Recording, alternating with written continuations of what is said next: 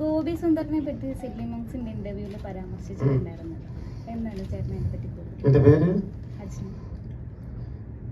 രാത്രി ഒരു 12 മണിയായാലും 2 മണിയായാലും എനിക്കൊരു പ്രശ്നം ഉണ്ടെങ്കിൽ എൻ്റെ വീട്ടിലേക്ക് വരാം കേട്ടോ. നീ ഗോപി സുന്ദർ വീട്ടിൽ പോവുകയാ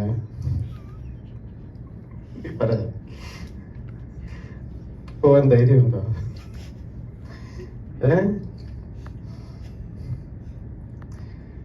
സാറ് വേറെ ലോകത്തിൽ இருக்காரு.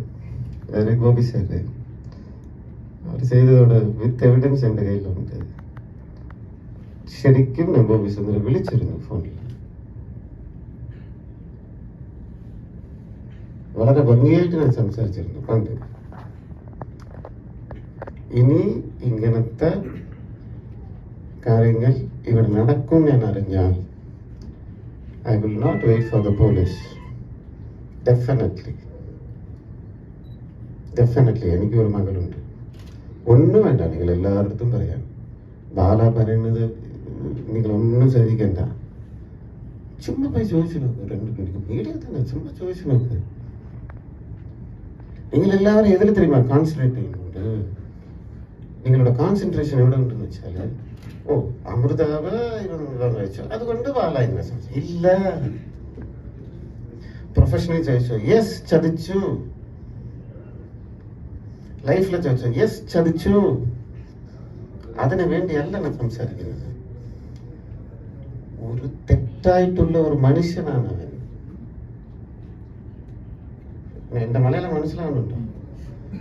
നമ്മളെല്ലാവരും ജനിക്കുന്നുണ്ട്. നമുക്കുള്ളിലും ദൈവർക്കും സാത്താനും ഇരിക്കും. ദൈവത്തോടും അധികമാക്കുന്നത് നമ്മുടെ വളർച്ച. എങ്ങനെ വളർന്നു അപ്പ നമ്മ എന്താ നമുക്ക് പഠിപ്പിച്ചു കൊടുത്തത്? ഇത് സാത്താനவே வாழ்ந்துட்டு